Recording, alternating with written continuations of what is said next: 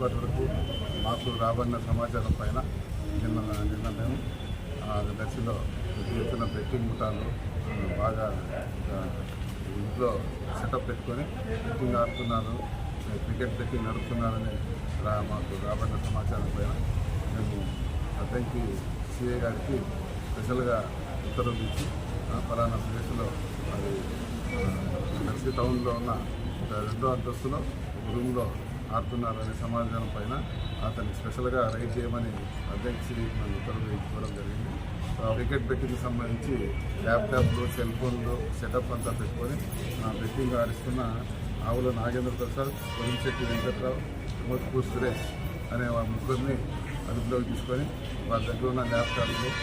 cell ఫోన్లు, వాళ్ళు maintain చేస్తున్న బుక్లు అవన్నీ పరిశీలించి వారిని విచారించి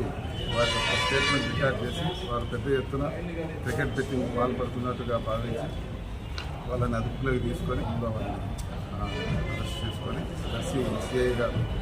తదుపరి దర్యాప్తు తీసుకొని వాళ్ళని పూర్తిగా విచారించగా వాళ్ళు దాదాపు సంవత్సరం నుంచి ఈ బెట్టింగ్ ఆర్గనైజర్గా వేరే నసరావుపేట, మిగతా హైదరాబాద్ వాళ్ళందరితో కలుపుకొని అందరూ కలిసి పెద్ద ఎత్తున క్రికెట్ బెట్టింగ్ పాల్పడుతున్నామని విచారణలో బయటకు రావడంతో వాళ్ళు చెప్పడంలో సుమారుగా 10 కోట్ల పైన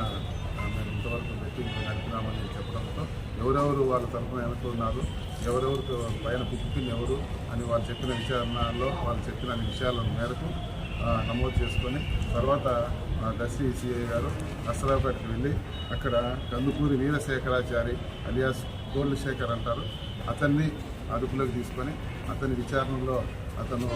సెటప్ అక్కడున్న క్రికెట్ బెట్టింగ్ ఇచ్చిన సెటప్ సంబంధించిన విచారణ చేసి అతను కూడా పెద్ద ఎత్తున దీనికి పాల్గొంటూ అతనే మొత్తం ఇక్కడ ఉన్న వ్యక్తులకి లింకులన్నీ ఇచ్చి ఇక్కడ బెట్టింగ్ నడుపుతున్నాడు అనే అతను ఒప్పుకున్న దానిపైన